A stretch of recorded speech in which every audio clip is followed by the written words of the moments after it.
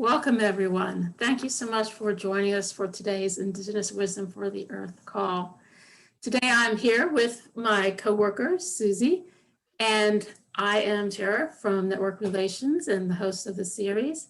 And our guests are from the Shiwar Nation. They are Kayla Vandervort and Francisco Timias. And I would love if the two of you could do a little self-introduction and tell us more about your land and the projects that you're working on. Les hacer una breve introducción de dónde vienes y los proyectos. Bueno, mi nombre es Francisco Timias. Soy de la comunidad Shiwiar, perteneciente a la provincia de Pastaza. Bueno. My name is Francisco Timias. I come from the community Shiwiar, which is located in the province of Pastaza in Ecuador. Bueno, mi comunidad está ubicada en la parte fronteriza de la provincia. Mi comunidad cuenta con 70 habitantes entre mujeres y hombres niños. My community is located by the river Conambo, and it is composed of around 70 inhabitants of men, women, and children.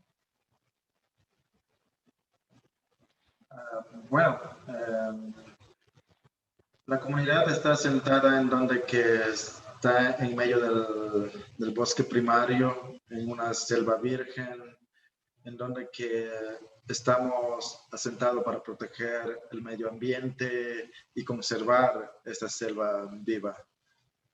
The community is located in a tropical rainforest. It's a virgin rainforest, and the community lives to protect this rainforest. Bueno, mi opinión como persona todavía joven, he decidido desde muy temprana edad vivir en esta selva, vivir con mi comunidad y vivir con la armonía, con la naturaleza y así seguir protegiendo lo poco que nos queda en el mundo. Since I was a young boy, I had decided very early on that I wanted to live in my jungle harmoniously, live protecting it, and live protecting a little bit of the last that's left to conserve, that's conserved in the world.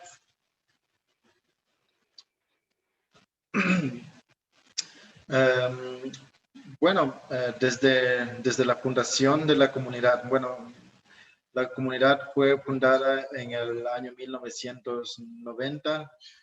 Entonces, desde la fundación de la comunidad hemos venido en una lucha para que no haya contaminación en nuestro territorio por las actividades extractivistas como el petróleo.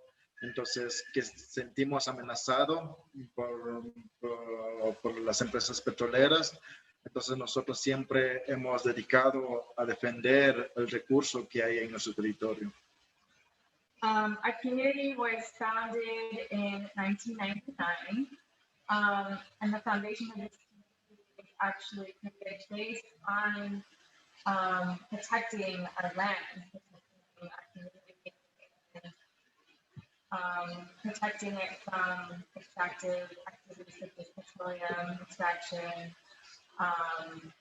and this is the foundation of the community why it exists. I'll go a little bit more about the foundation of the community. There was a time when the government had kind of like something called Banca de Seguridad, a part of the land that was kind of not recorded in by title who owns this land, and so the Shiwiar, it was part of their ancestral land, but they had to really kind of make sure, hey, people live here, and so the foundation was to say, hey, it seems like this open green part of the Amazon that's up for grabs, but really there's people that live here and are protecting it, and so the community was formed in 1999 based on this. Bueno, nosotros, bueno, como comunidad y como asociación ACASJAE, nosotros estamos observando nuestra reserva, por ejemplo, la superficie de 40.000 hectáreas alrededor de nuestra comunidad, en donde estamos cuidando la selva amazónica. Entonces es donde que nosotros siempre vamos a seguir luchando en preservar.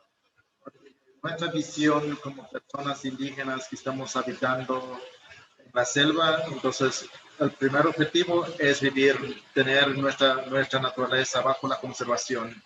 No queremos que pase, que han pasado en el resto de la Amazonía, por ejemplo, que ha habido bastante deforestación, entonces no queremos vivir esa amenaza. Entonces por esto siempre hemos estado luchando para tener tal como está nuestro bosque.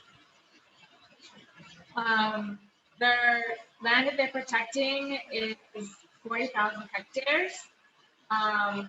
They really wanted to make sure that they have this vision and focus of taking care of the land and conserving it. They've seen what deforestation has done to other communities and other nationalities that surround them, and they're always reminded of what they don't want to see happen in their territory. Sí, y bueno, nosotros como Shiwiar somos menos conocidos en el mundo. No nos han conocido, no somos tan reconocidos en el mundo como otras organizaciones o como otras nacionalidades. Entonces, también nosotros hacemos llamado, por ejemplo, al mundo que aman a la naturaleza, que estamos aportando también como cuidando este bosque. Entonces, también tener un intercambio con el mundo. The Shiwiar, he says, is a nationality that's a little less known to the world, but you know, we want to make the call out and let people know that this is an area, a part of the world that can support and have any type of cultural exchange, so that we can share the knowledge and spread this, this act of conservation, not just in the Shiwiar Nation, but also around the world.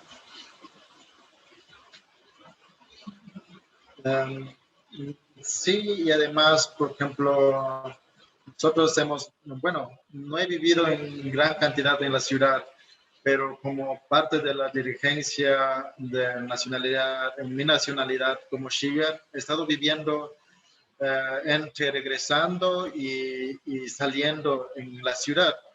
Hemos visto la comparación, la vida en la ciudad y la vida en la selva. Entonces es una comparación muy diferente, en donde que nosotros, por ejemplo, en la ciudad hay una gran contaminación o hay otro tipo de alimentación que estamos alimentando, pero en la comunidad tenemos otro tipo de vivencia, otro tipo de alimentación más nutricional y más sano. Entonces eso es lo que estamos también trabajando en nuestro proceso. So Francisco was mentioning how he grew up in the community, very isolated, but he also has spent time in between both worlds, between there and where we are right now in the city of Shiwar, which is also located in the Amazon. These two different worlds are so drastic. He explains that everything changes from the diet that they eat here in the city versus what they eat in the territory. In the territory, they eat very, very literally organically what's there. They don't eat anything from the city. They have no sugar, at least from the city. They have caña in their territory. And they hunt for their own food. They produce their own food. And that's what his people have grown up on. And so when they go to the city, it's always this kind of drastic change. I'll tell really quickly a side story. woman in the community and I were talking, and I asked her, have you been to the city of Puyo? And she said, I've been there a couple of times, but the first time I went, the city just smelled so bad to me, and the food was just so gross to me, and I would really rather just stay where I am, and the air is fresher, the food is also more tasty, and I just feel so much better being out here. And so, you know, something that's happening here in Ecuador, a lot of communities have this pressure from the outside world to go to the cities, go to get an education, and become something that's not necessarily representative of their lifestyle from where they grew up. And to hear that there's people like Francisco and his family and other people of his community say, we just couldn't accustom to, you know, the city lifestyle is very interesting. Bueno, un poco. So I'll just explain really quickly. So the association ACASJAE is an acronym that stands for the Association of the Conservation of the Environment in the Ecuadorian Amazon with the Shiwiar and the community of Huirinza. ACASJAE is also a Shiwiar word, which also means you're jealous. And so this is a really interesting name that they chose because it's kind of a reflection of their personalities. And they're also saying, hey, you guys are jealous that we have all of this abundance.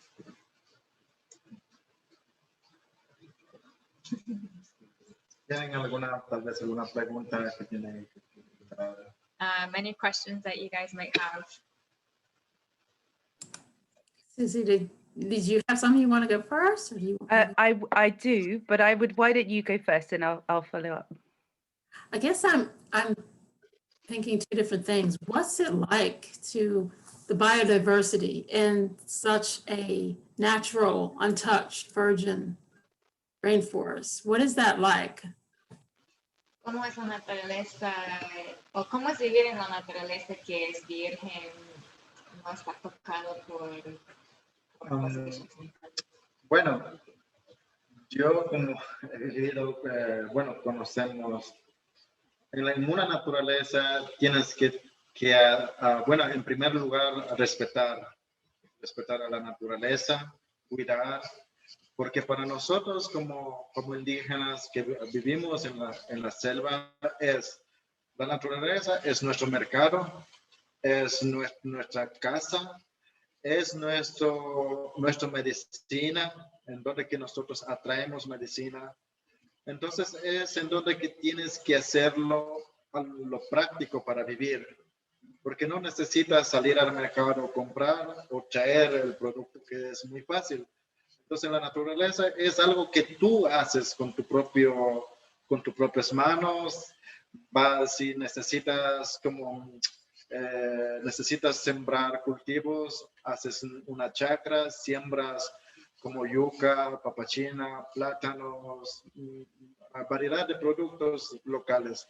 Y además, como si quieres comer pescado, vas al río, tienes que pescar. Entonces, y si quieres comer carne, vas a la selva, haces cacería, entonces atraes para tu familia. Entonces es una vida en donde que tú lo haces de lo práctico. Entonces no es que nosotros hacemos por hacer, sino que nosotros hacemos para vivir. Entonces tener una conexión y además respetarle también a la naturaleza y tener cuidado, porque si empezamos a destruir, entonces no vamos a tener lo que hemos tenido. Entonces eso es, nosotros siempre le respetamos a la naturaleza como parte de nosotros, porque tenemos una conectividad con ella. So Francisco explained that to live in such an untouched virgin area means that they have to respect this land for way of conservation of life. They have to take care of it. If they don't take care of it, they won't have what they need to survive and live. For Indigenous peoples, this untouched land is a food source. It also gives them the resources to build their home. It also gives them the resources to have their own medicine. Nature, he says, is what you do with your own hands, practically. Make your own gardens, your kitchen, everything has to do with lots of respect. Every action that they do for anybody's way of living, they also have to show some form of ritual, usually in their in the Shiwiar culture, it's through songs, sacred songs that they sing while in their gardens, or also when they're fishing or hunting, which shows respect to the land, for saying thank you, and thank you for giving permission to give us life and to live well.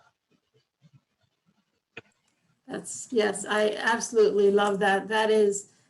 It's such an honor to meet someone, and please thank him and his community for protecting this precious, precious land. We're so joyed to hear that it exists, and that there are people who live in community and reciprocity with the land, as opposed from the more westernized version of, oh, land is a commodity. It's not. It's part of us, and we need to treat it with the respect. So just to hear this story is so beautiful and amazing, and we are so grateful for that. Que es online, y también muy activo en este armonía, respeto a la tierra y no se caiga. El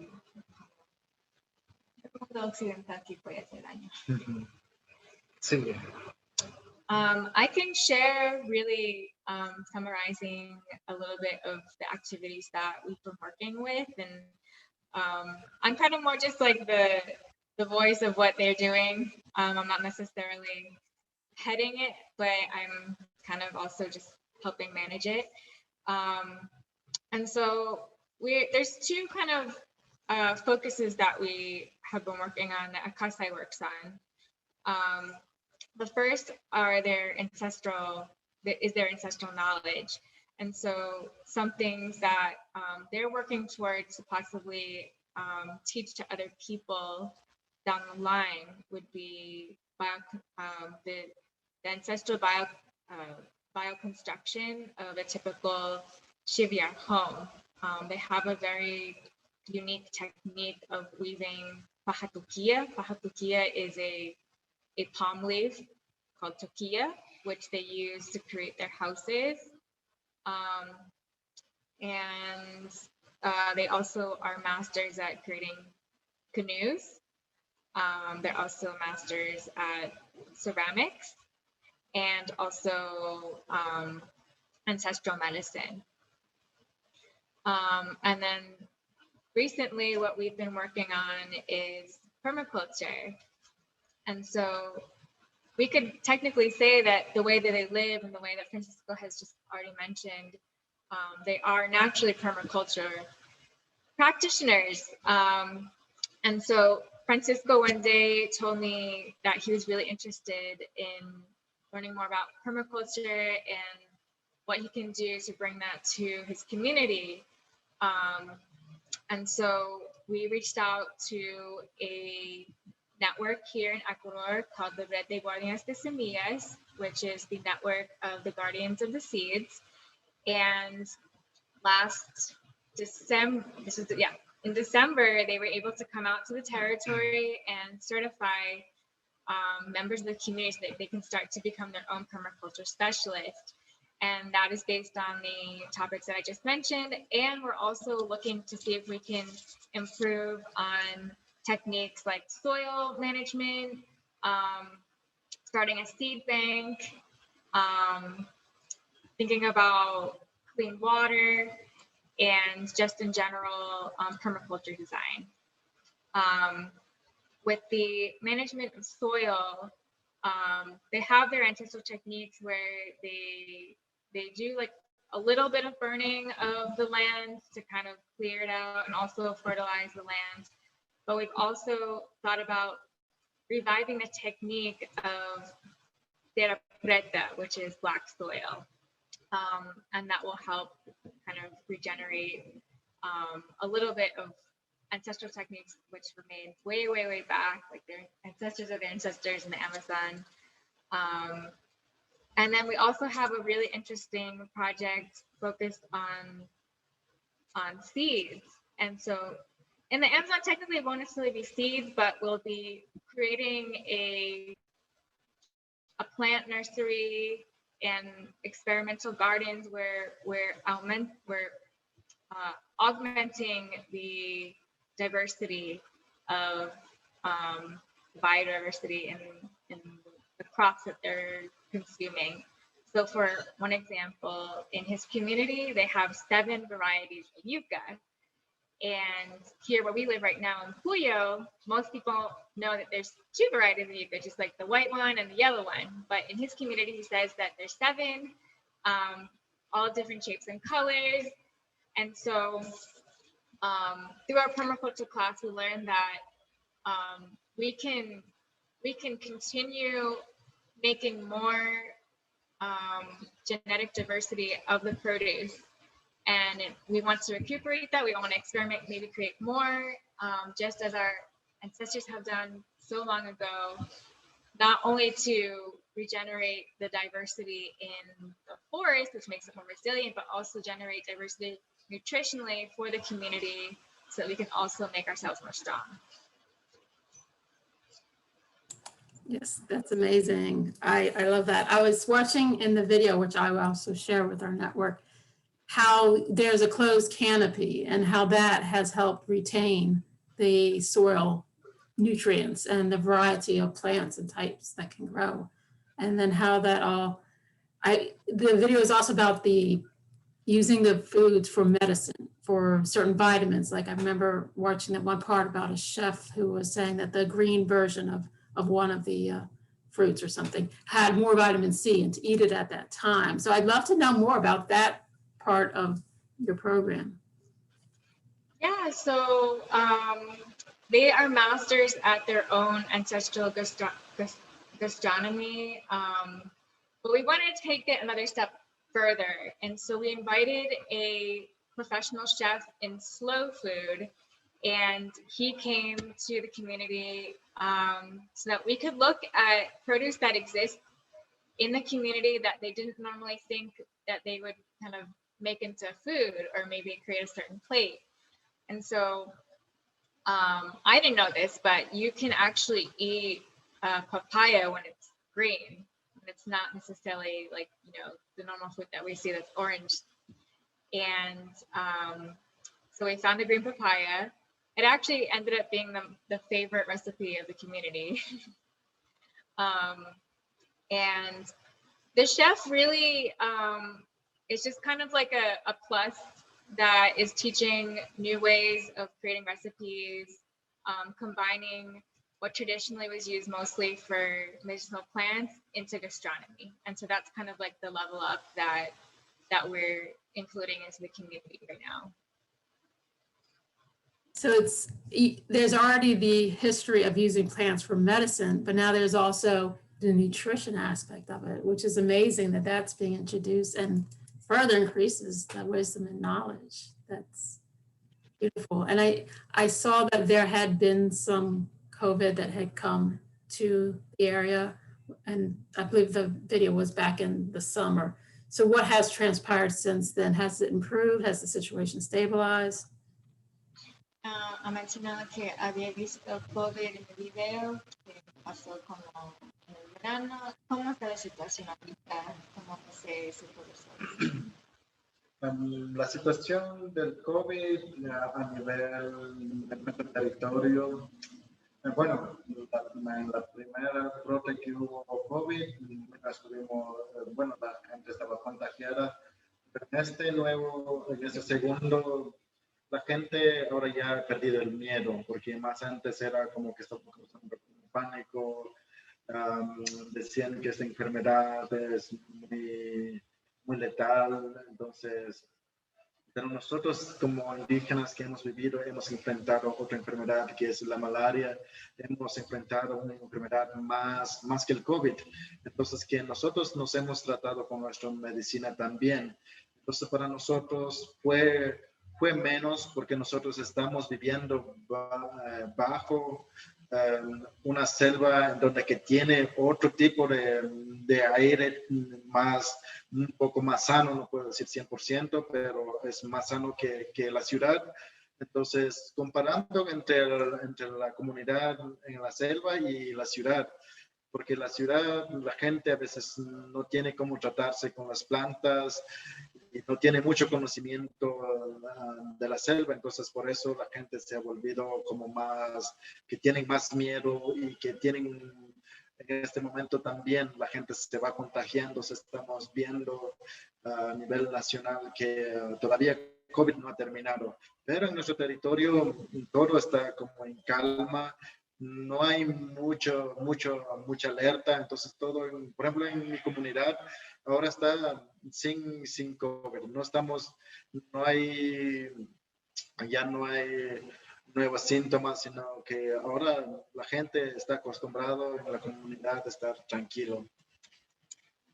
So Francisco says that, as you see in the video, it did come to the community. And this did happen back in July. But since then, really, everything's pretty normal right now. The community is very fearful of this virus. They did have some symptoms that were not normal. It wasn't necessarily malaria or something else like a cold. But because they have their medicinal plants, and also I think because of their diet, they live, pretty much, or their gastronomy and what they eat is also based on eating to be strong.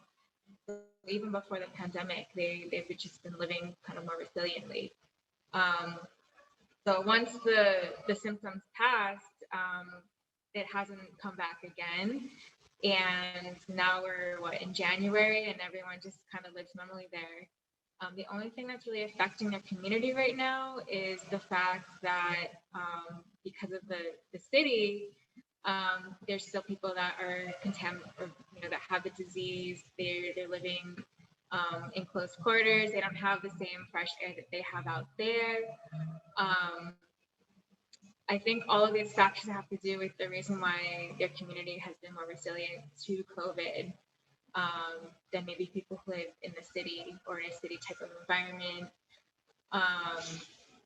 And really the only thing that they're suffering right now is not necessarily the physical effects of COVID, but really just the other offset effects of the lack of education that's happening right now, and sometimes the lack of transportation that's been cut off because of COVID, things like that. Yes, I saw in the video that you were talking about food diversity for resilience, which I thought was brilliant, and that really plays a role in keeping their immune system strong and resistant, and just the way they live naturally with the land and eating the fresh fruits, where Western world we process stuff, we live in cities and stuff, and that does certainly add to it. Absolutely. I know Susie wants to ask some questions. So Susie, would you like to go ahead and jump in and ask one? Yeah, okay. Well, I mean, there's lots of different questions that I would like to ask. I'm really aware of the people who will be listening to this who have been exploring permaculture, have been exploring forest gardens, and how they can be creating their relationship with nature in such a way as they're honoring and listening to nature in their gardens. I think it's really beautiful to hear it talked openly, that part of the way of working in honor with the forest is to be singing that relationship of gratitude. And I'd love maybe if you would be interested to speak into what that feels like in that kind of connection as part of nature, with the voice, and with those either traditional songs or, you know, that kind of the sound. Se menciona que está muy interesada más de variedad de tema de cultura y este elemento que habías mencionado de respeto a la naturaleza cuando están en la chakra. Yo había mencionado que hay cantos sagrados que se canta como quizás se puede hablar un poquito más de detalles de importancia, cómo es para tener esta conexión cantando a la tierra para que le tenga como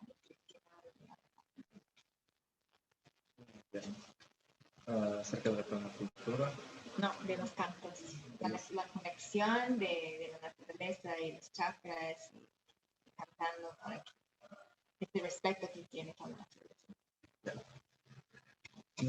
Bueno, principalmente hablando de las chakras y de los cantos. Esta parte son parte de las, bueno, yo respeto mucho a las mujeres también, las actividades, tanto como el hombre y tanto como la mujer.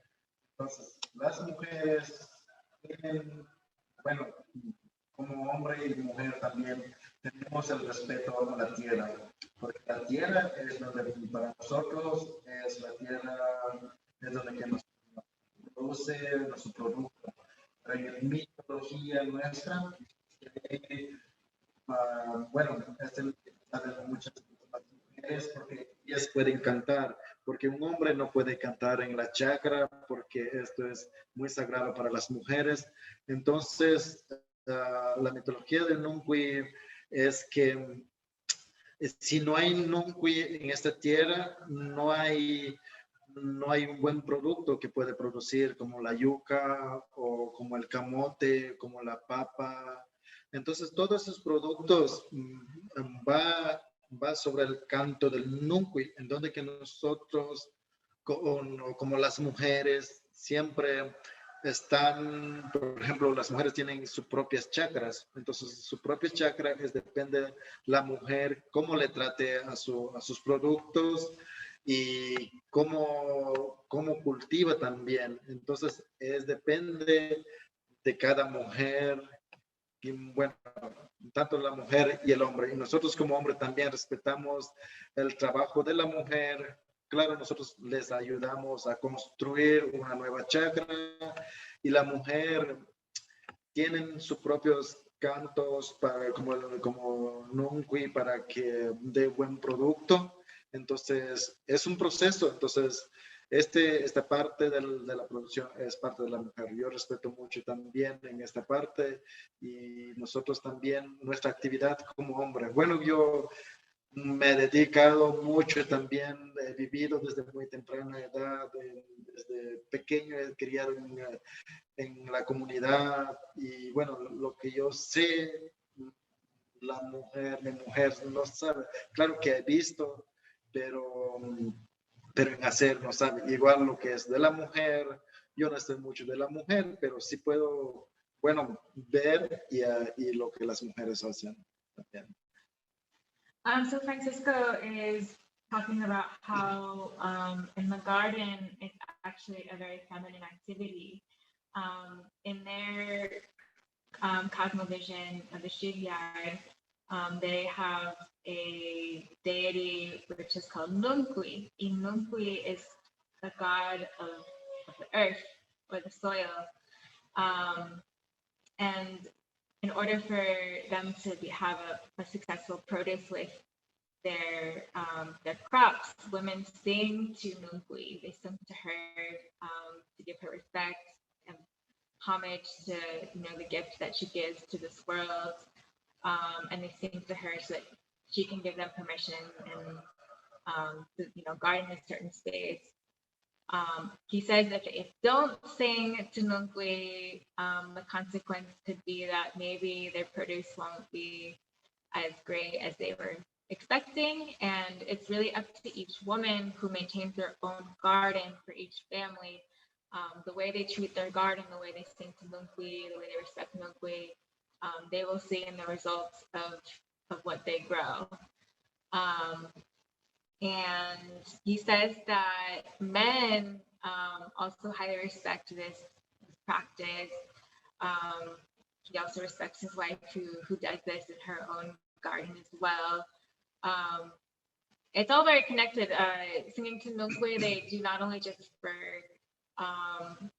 their crops and their gardens, but they also sing to Nungwe when they're making their ceramics, because they take the clay also from Nungwe. And so Nungwe also, if you sing to her, she presents to you where to find the best clay to make ceramics. And in their culture, the clay that they used to make ceramics for is mostly used for makawas, which is like a clay bowl. I'll show you an example. And this is a very big part of their culture because Nungwe gives them, the sacred permission to not only make yucca and also give them clay to make these pots. Wow, that's gorgeous. And this is from his community, from a woman named Maida. And so this is used to drink chicha, and chicha comes from yucca, and they drink chicha 24/7. It's kind of like their staple food. It's a fermented yucca drink, but it gives them energy. It's like a life source, and that's also all comes back to Nungwe and giving her that respect. I am so glad I asked that. Okay, so can you say I'm really, really grateful that he would, and both of you to talk into that, because that feels that feels really rich, and I'm really grateful for that.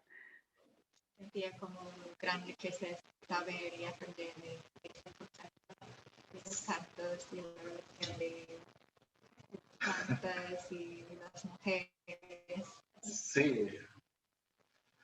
Bueno, como todos nosotros hemos dicho, hemos estado trabajando, bueno, hemos estado muy reciente, la comunidad tiene 20 años, pero en este proceso hemos estado como muy reciente.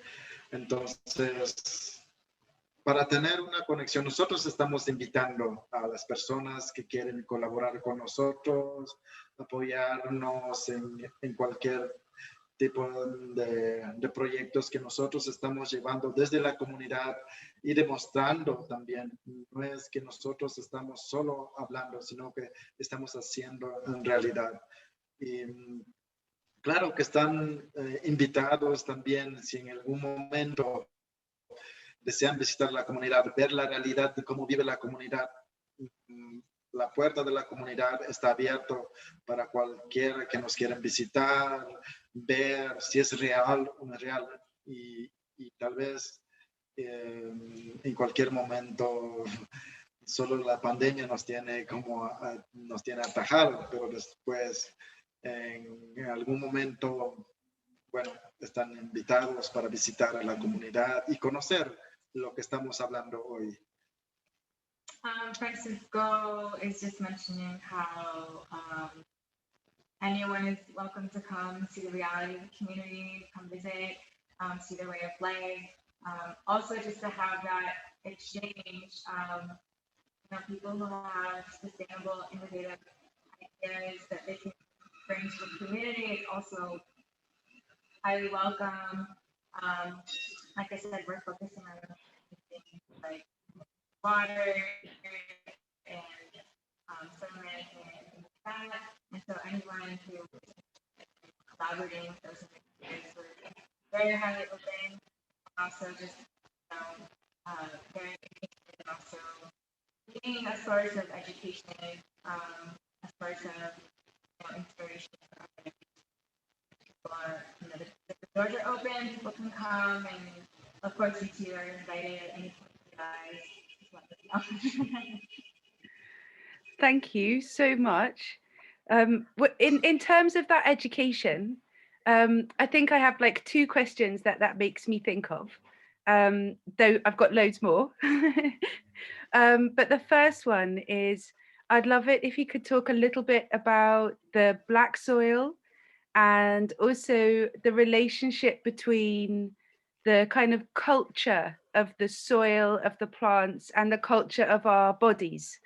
And his, you know, and some of the thinking around that I would be really interested in. And then I'll ask the other one in a minute.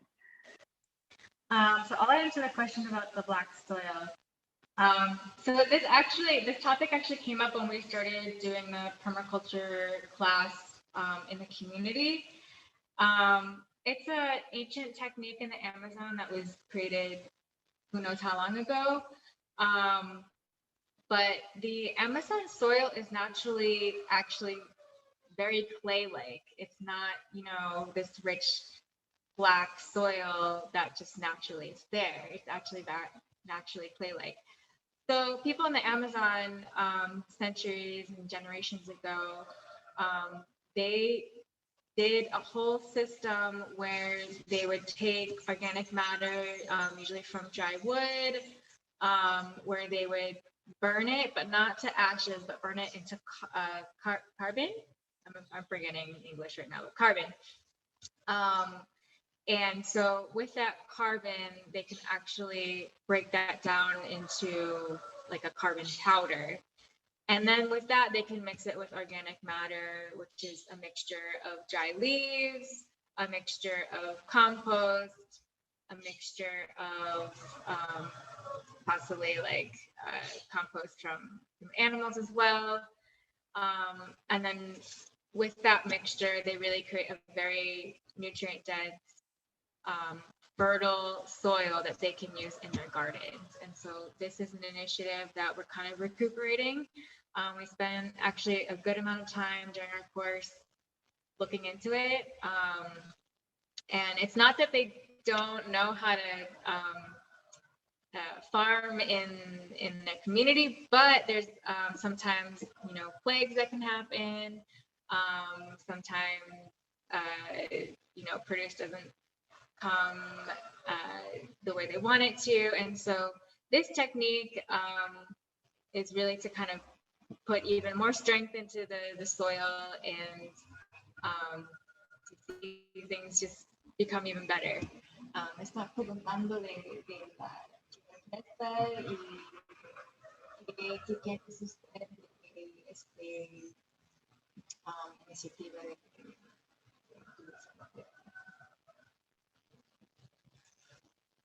Bueno, lo que la tierra presta para nosotros, lo que en primer lugar es saber y hacer. Bueno, la tierra presta para nosotros es en donde que tal vez nosotros hemos utilizado como nosotros, en donde la tierra presta nosotros nos permite, hacemos un carbón donde para producir. Entonces, pues, la tierra preta ahí es donde que más como tienen, es como abono, ¿no?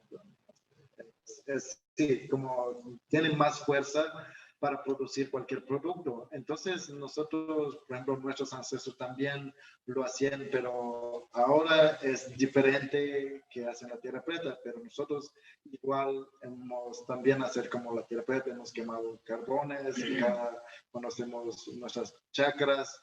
Entonces, ¿en dónde que está? Vamos a producir, vamos a sembrar en aquello como la papachina o como la papa o solo los productos como más especiales serían en este caso. Entonces, que las mujeres siembran. Entonces, eso es nosotros siempre los estamos como en las comunidades, en nuestras chacras siempre lo estamos haciendo como el carbón. Y en este proceso de permacultura, en donde que hemos aprendido también que el carbón es bueno para el suelo y esto produce que la tierra sea más fértil para producir cualquier producto. It's just so kind of mentioned what I mentioned, but he also is saying that it permits them to produce soil that gives them more strength. The Shiwiar have a very strong vision. Their way of life is based on being strong in everything that they do, the way they want to treat their land, the way they want to produce. They need to find strength and find that energy in everything that they do. And even the practice of that kind of just forces and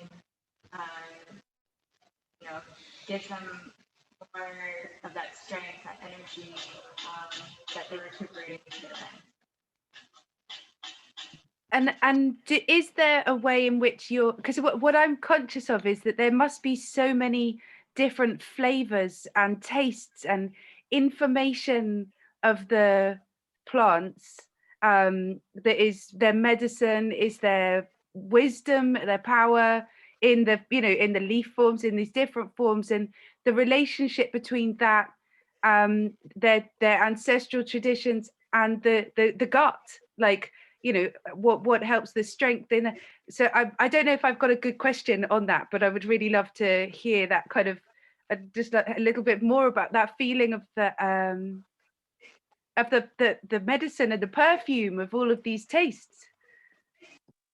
Está muy interesado conocer si puedes explicar cómo son los sabores de la Amazonía, esa diversidad de plantas, también los sabores de puedes explicar la importancia de la esencia de los sabores y también Sabores de las plantas y en general de la Amazonía. Bueno, en la parte de alimentación, bueno, la vida nuestra, los sabores son muy diferentes que comparten aquí en la ciudad. Por ejemplo, allá vas a llegar en la comunidad, por ejemplo, nosotros, el chontacuro es bueno, para las mujeres, para nosotros, el chontacuro es como decir, como un chocolate más o menos, que es muy favorito para nosotros. Entonces, es un sabor muy, para las personas que no conocen, tal vez el sabor es malo, pero para nosotros es muy bueno. Y además, por ejemplo, I'm just going to explain what he said real quick. So he's explaining that the flavors in the jungle where they live is very different than, what the flavors are in the city. For example, one of the things that they crave a lot, especially women and men, is chontacuro. Chontacuro is a grub that is harvested in palm trees. And when you cook it over a fire, it actually has a very kind of like fatty taste to it. It's a huge delicacy in the Amazon. And for them, they would relate that to someone's desire to want chocolate in the city.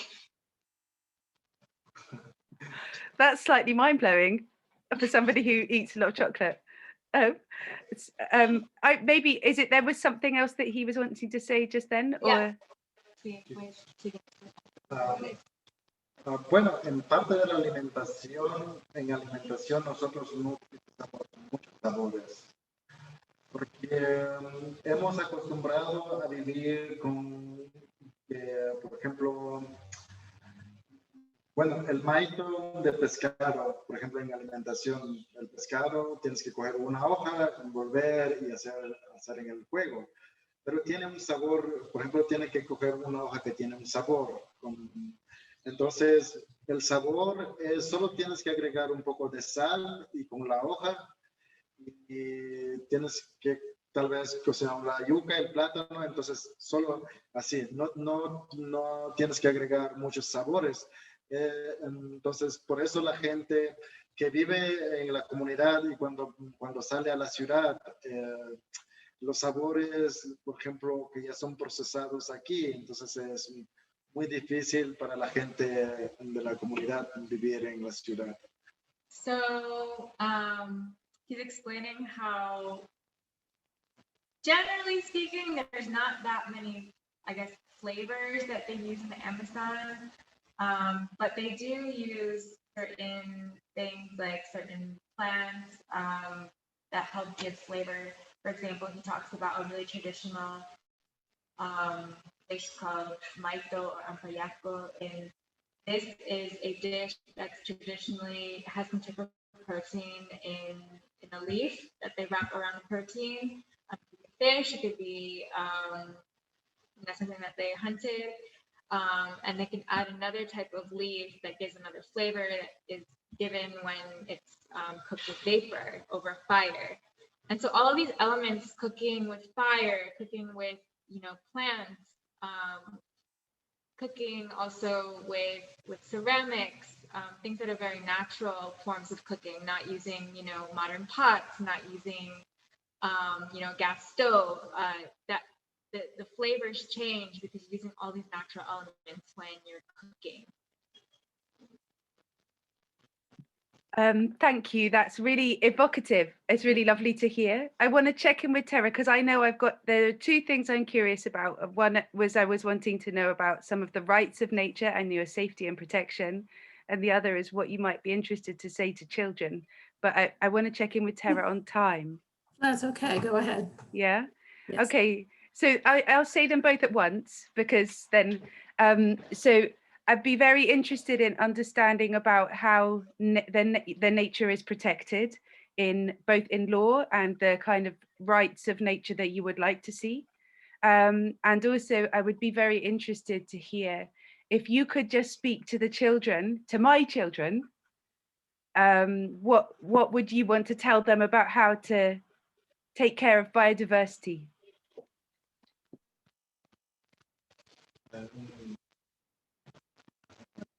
Está preguntando cómo está protegiendo la naturaleza en la comunidad, si se puede expresar un algún tipo de ley de la comunidad para proteger, ley, una regla, una ley, y también, bueno, eso primero. Yeah.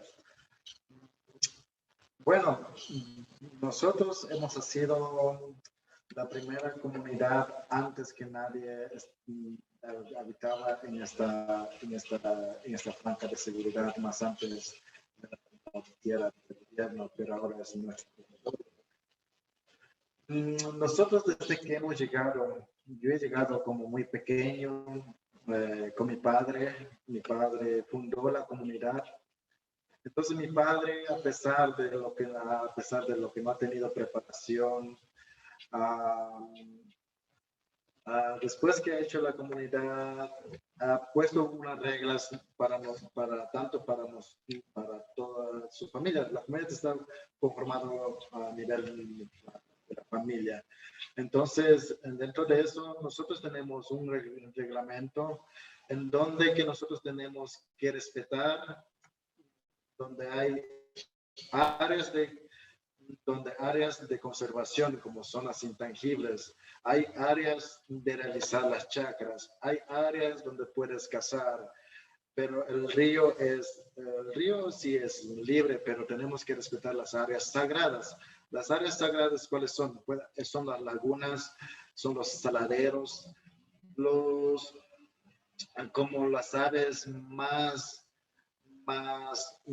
hermosas y que están en peligro de extinción, son como los papagayos, los guacamayos, los tucanes. Los tucanes son una parte muy especial en donde que nosotros elaboramos corona de este ave. Entonces nosotros respetamos y de base una reunión con el líder de la comunidad. Cada año cambiamos el líder de la comunidad. Entonces en una reunión nosotros siempre estamos hablando sobre la protección y siempre estamos alertos de cualquier amenaza que nos viene. Entonces, nosotros hemos pensado en cuidar. Kayla he conocido, ha estado varias veces en la comunidad, entonces ella conoce muy bien también cómo es la comunidad. Y en este tiempo estamos trabajando un proceso algo más serio, que tenemos que mapear nuestra comunidad, nuestros territorios, las cuencas hídricas, las cuencas, lugares sagrados, árboles en donde que están muy antiguos, que tienen 500 años más. En realidad es un bosque que tal vez nadie nos imagina cómo es el bosque. Entonces, nosotros nos respetamos entre nosotros, porque si no hay respeto, no hay vida. So the number one rule for conserving in the territory is respect to nature. And so with that as a very clear rule, they've designated certain areas in the community, zoned areas for creating their gardens, zoned areas for hunting, zoned areas that are sacred, zoned areas that are intangible, and making sure that these areas are respected for the designations that they put. I can mention also that in their areas where they hunt, I think a lot of people from outside, but their way of hunting in the land is very respectful of nature and its life cycle. Know that they can't hunt, a mom that's carrying a baby or a mom that might be pregnant. So they always also respect the way and the life cycle that the animals have to make sure that they can be able to reproduce. And with that, they protect the trees, they protect the palm trees, they protect the food that the animals eat so they can be able to eat and also reproduce. It's all a cycle in the end that they have to protect. And he says that every year they have a change in directive in their community. But even though they change every year, they always have a conversation annually about what they're protecting, kind of analyzing the situation, if there might be any threats that are coming into their lands. And at the moment, basically, to kind of make things a little bit more profound, they've decided to do a territorial mapping project. And so this will just help visualize to the people outside of their land that they have these sacred places, they have these zonifications, they have this respect for the land, and that people live there. And I'll ask them about the other question. También tenía una pregunta, ¿qué mensaje dirías a niños también? Hijas, ¿qué mensaje dirías sobre la diversidad? ¿Cómo deben cuidar?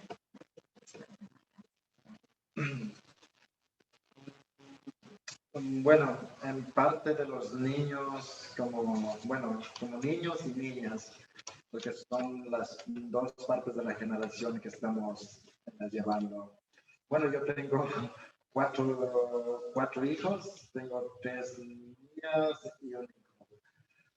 En cuestión de nuestra vida, bueno, yo pienso que la educación nos viene cambiando muy rápidamente cuando estamos hablando de la educación occidental. Y además, nuestra propia educación, en donde que nuestros ancestros nuestros ancestros eran un arquitecto, era un sabio completo. Nosotros, utilizamos nuestra propia arma silenciosa, hacemos nuestra propia casa con nuestra propia arquitectura. Entonces, todo eso, si nosotros nos enfocamos en la educación occidental, hay bastante cambio. Entonces, yo he pensado en la parte de la educación de los niños que hoy están teniendo también un cambio también en la parte de nuestro idioma, que es Shiwiar. Entonces, yo, por parte mío, en parte como a mi hijo, entonces tengo que darle esta enseñanza de lo que yo estoy haciendo, de lo que yo estoy hablando de la conservación, estoy hablando de la vida, cómo cuidar a la naturaleza, cómo vivir, cómo cazar, cómo hacer una canoa de un árbol, cómo elaborar la casa, qué madera utilizar. Entonces, todo es un proceso que los niños de hoy tienen que también aprender, porque si nosotros no les enseñamos ese aprendizaje que nosotros tenemos como padres, tal vez puede quedarse ahí. Igual con las madres a sus hijas, como bueno, mi esposa también tiene que dedicar a enseñar a hacer la cerámica, ir a la chacra, a traer la yuca, saber las especies de la yuca. Entonces, todo esto entonces encaja en una enseñanza propia que nosotros tenemos que no olvidarnos, porque si nosotros nos olvidamos es que ya no tenemos esa fuerza para vivir en la comunidad. Entonces es como ya somos parte de la vida occidental. Entonces, nuestra vida es algo como diríamos que nosotros estamos teniendo una conectividad propia en lo que estamos viviendo.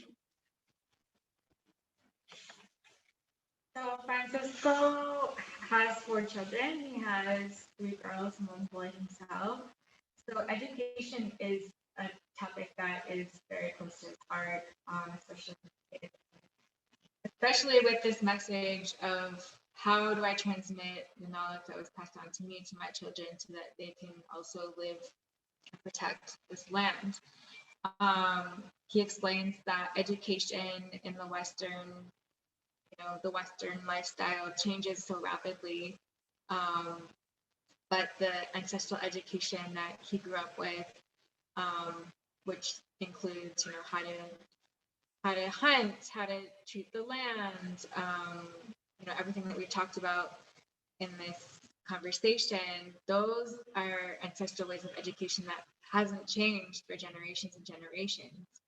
And it's what's kept them able to live and survive and have a way of life that's for their best well-being. He says that their ancestors were wise people, and that he also needs to be like his ancestors and be someone who is a model for his children. It's one thing to just, say something and, teach them just by word, but he also has to teach them by showing them how to do things in person. And so he feels like it's his obligation as a father to teach his knowledge to his children and make sure that they are also protectors of that knowledge, because if he does not transmit that they will lose the strength from this ancestral knowledge that needs to be passed down to protect the land. And without that strength, the land won't be protected, and they'll lose that strength, that energy that we've been talking about in this entire conversation, this life force. It'll be lost if it's not taught to children how to protect. Thank you very much. So much. I think I need to turn over to Tara now, but I am really so deeply grateful to hear those things. Thank you.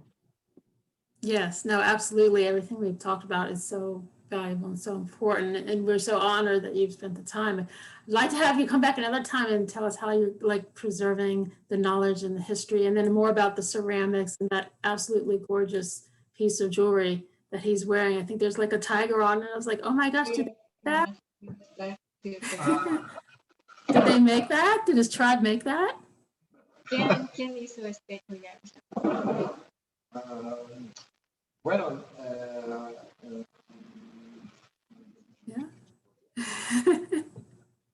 ¿Qué hiciste?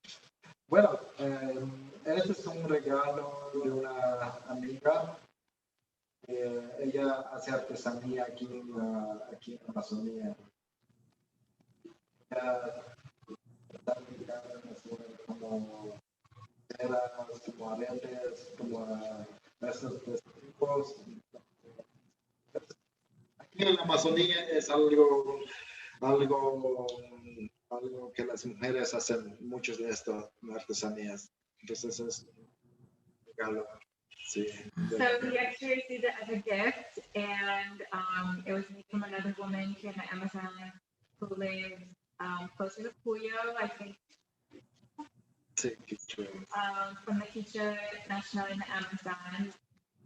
The Quichua are all over the Amazon. They practice handicraft, and also really have become very expertise in this type of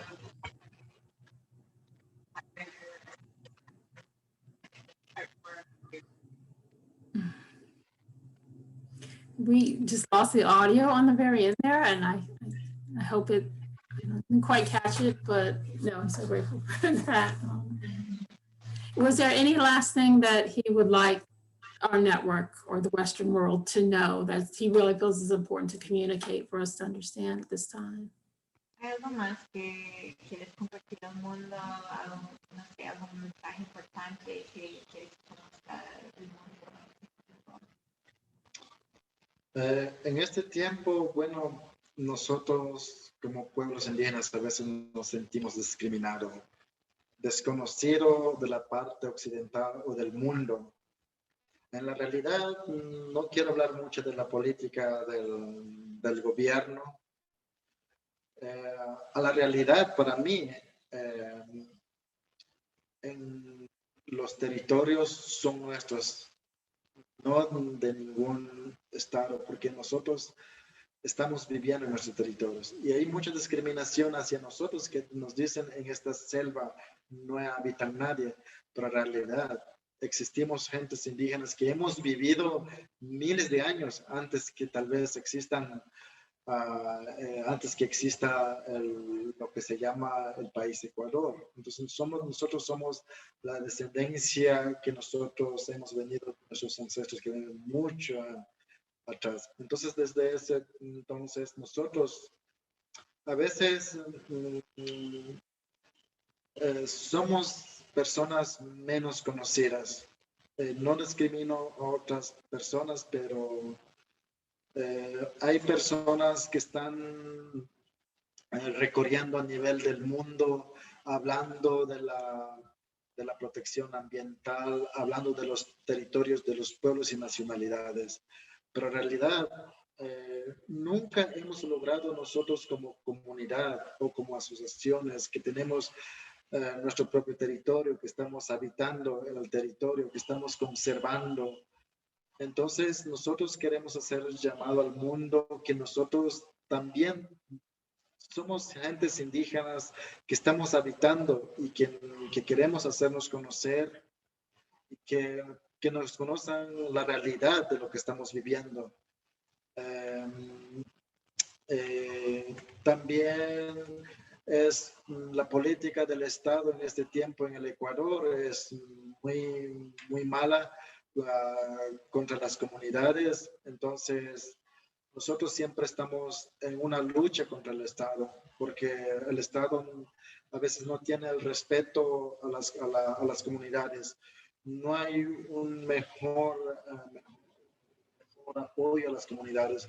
Entonces nosotros lo que estamos haciendo, un esfuerzo, buscar un aliado, buscar una alianza con alguien que nos pueda solidarizarnos, en apoyarnos en nuestras propias iniciativas,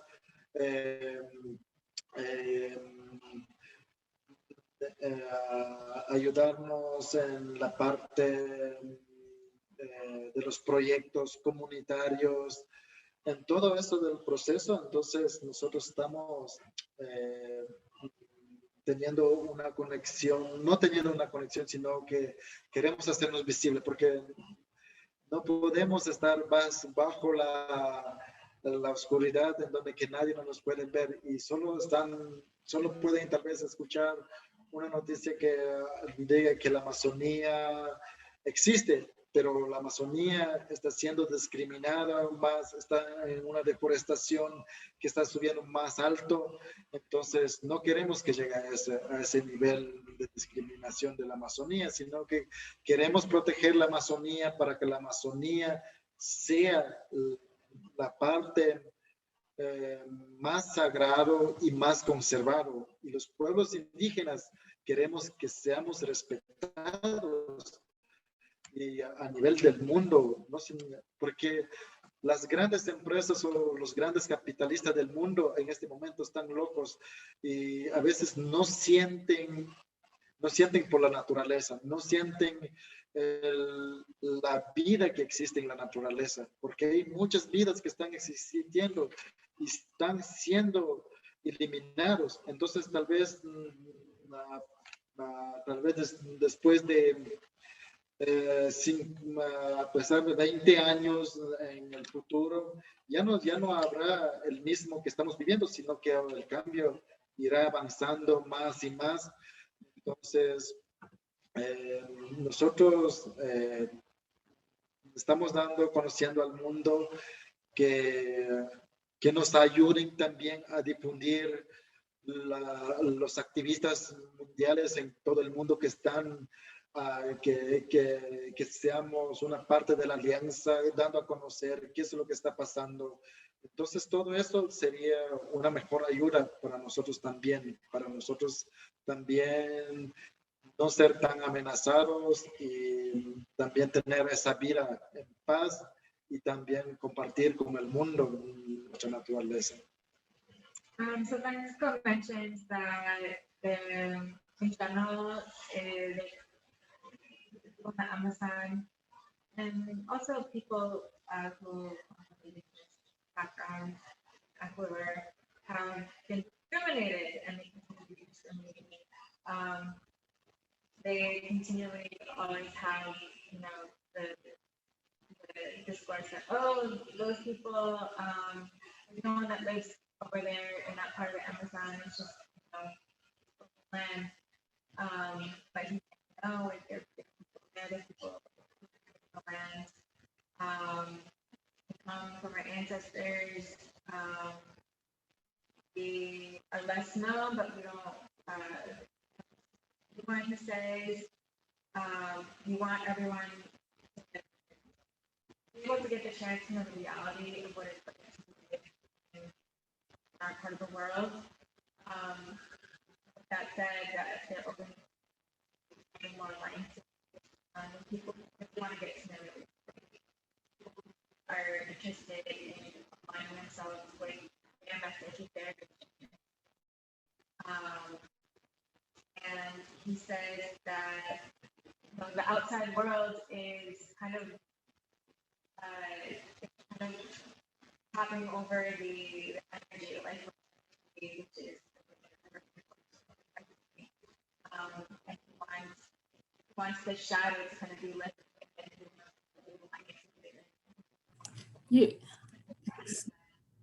You're cutting out so much, I can't quite make out what you're saying. Is there any way to get closer to the mic maybe? Or? Sorry, can you hear me better now? Yes, thank you.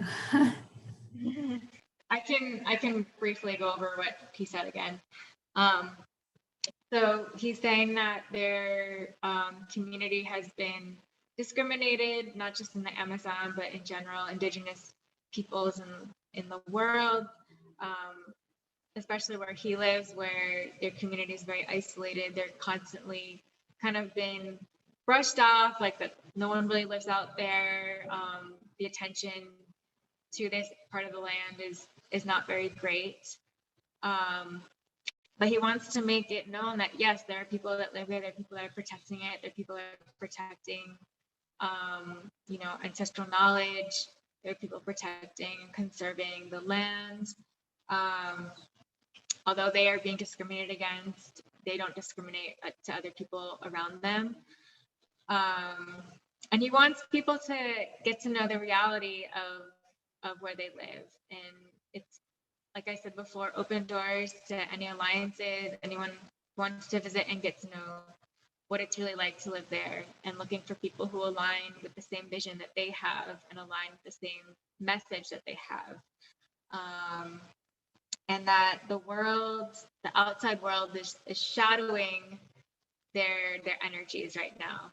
The life force that they protect. They say that this modern world, which has kind of forgotten about conservation or doesn't respect conservation, it's shadowing, you know, the energy, shadowing the strength of